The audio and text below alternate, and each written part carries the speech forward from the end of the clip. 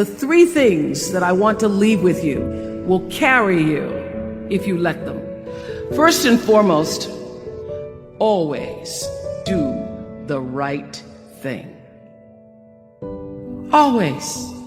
It's so simple, but so hard to do. Be excellent. Let excellence be your brand. Everybody talks about building a brand. I never even knew what that was.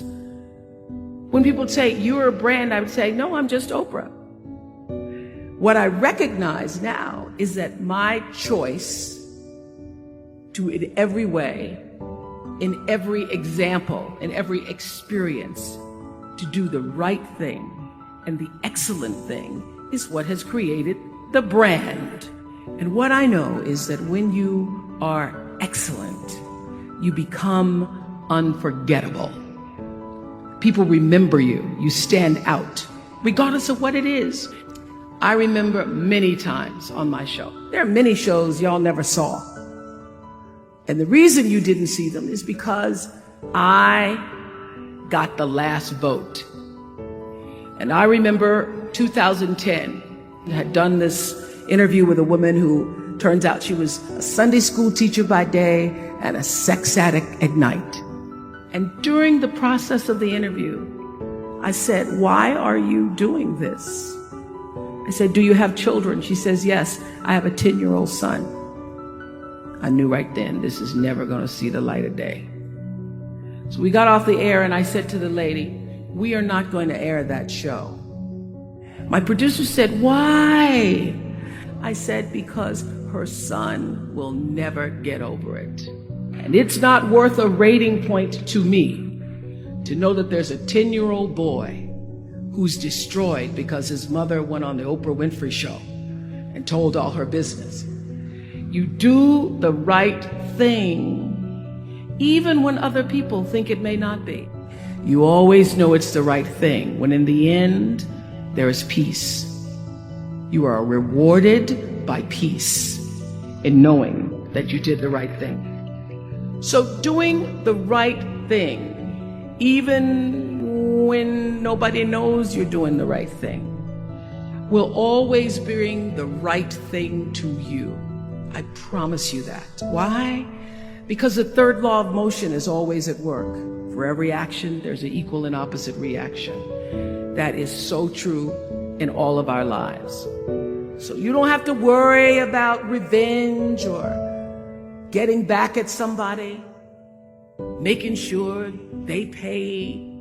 You just have to do the right thing, and the right thing will follow you even when people don't support it.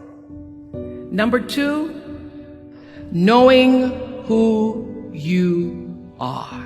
It's a tough question, and some of you think you've answered it, but it's not an easy question to answer. Normally when I ask people who you are, they tell me what they do. I didn't ask you what you did. I asked people, who are you? They say, I'm a nurse. I didn't ask you what you did. I want to know, who are you?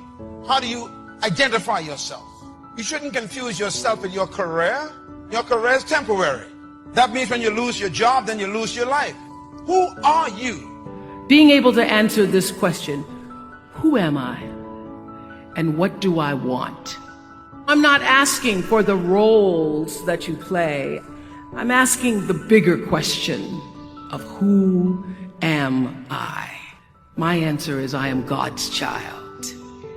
I am that which is born of all that is.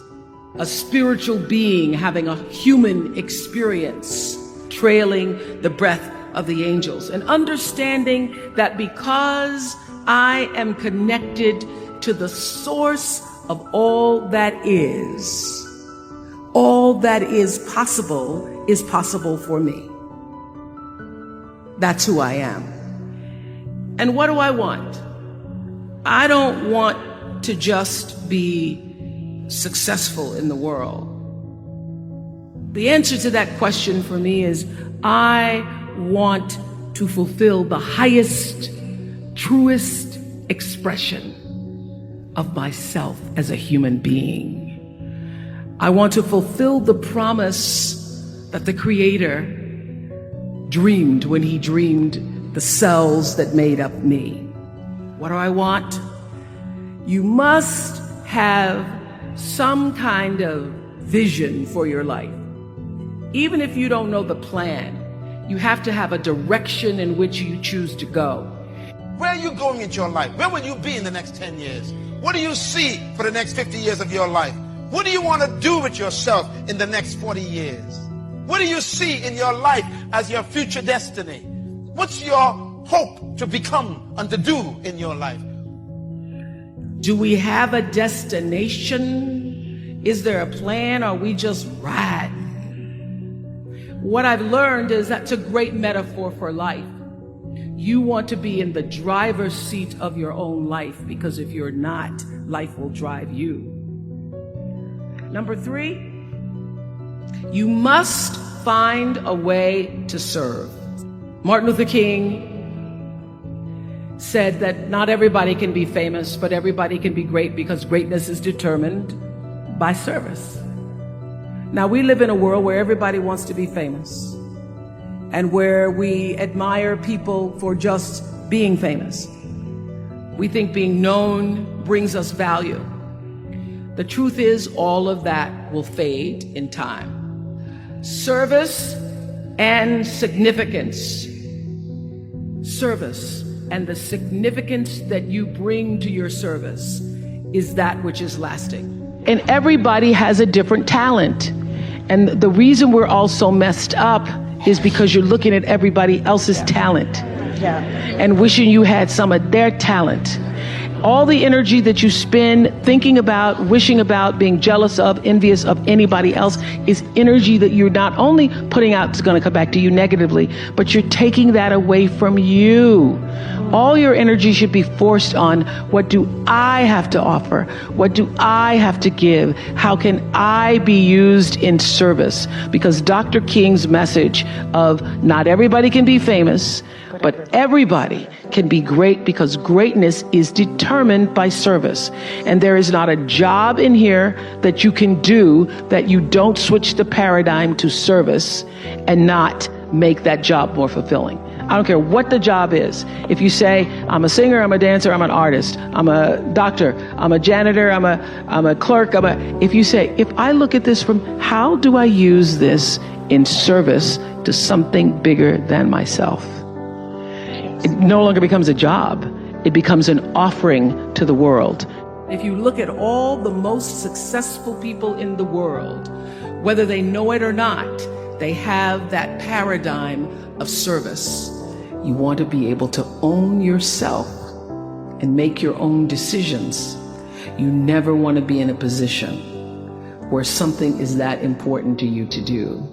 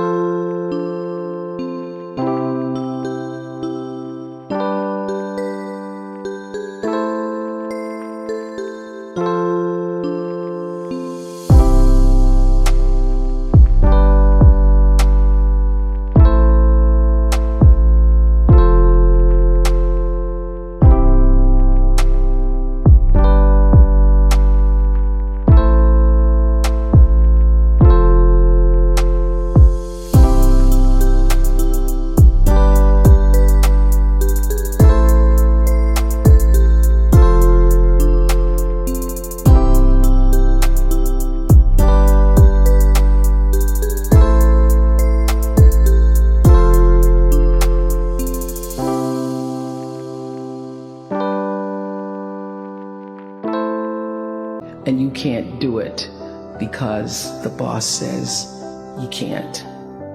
When you shift the paradigm of whatever it is you choose to do to service, and you bring significance to that, success will follow you.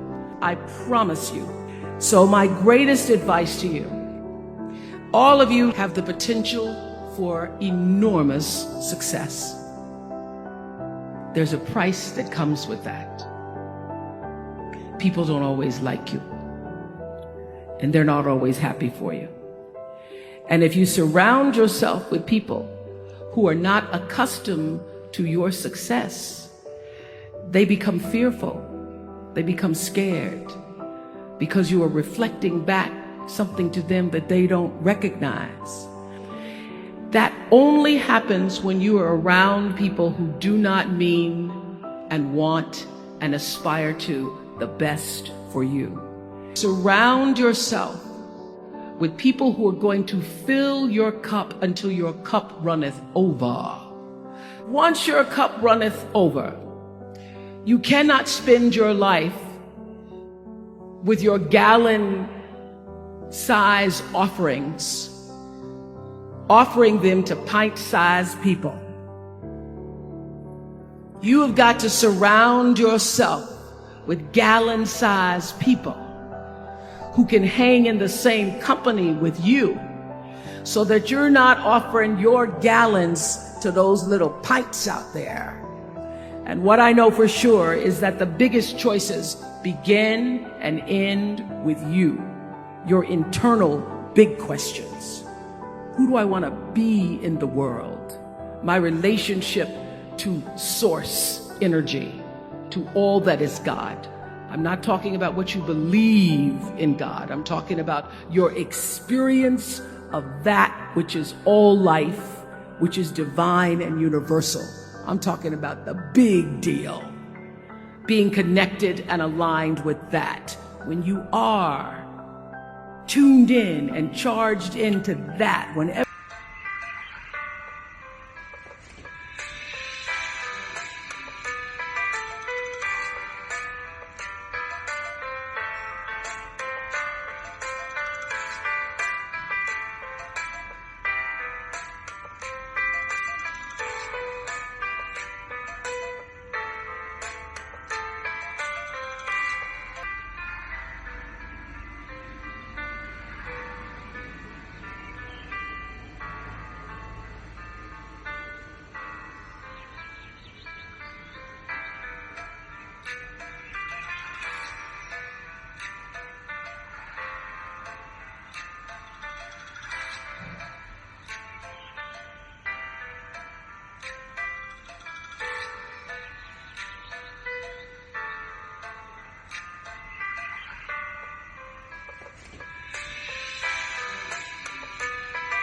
you feel empty, you go inside yourself and you connect to the source, and you know that all things are possible. To know that, and to choose to do the right thing in service and significance, I promise you, you will create a vessel of service for yourself first, because you have to honor yourself first. You have to give to yourself first, otherwise you have nothing to give away. You will create a vessel for yourself, for your family, your community, and the world. And those three things will not only lead you to a blessed life, but a sweet life. That's what you want. Even when the storms come, and they will, you'll know this too shall pass. The storm is passing over, and you shall not be moved, because you know who you are.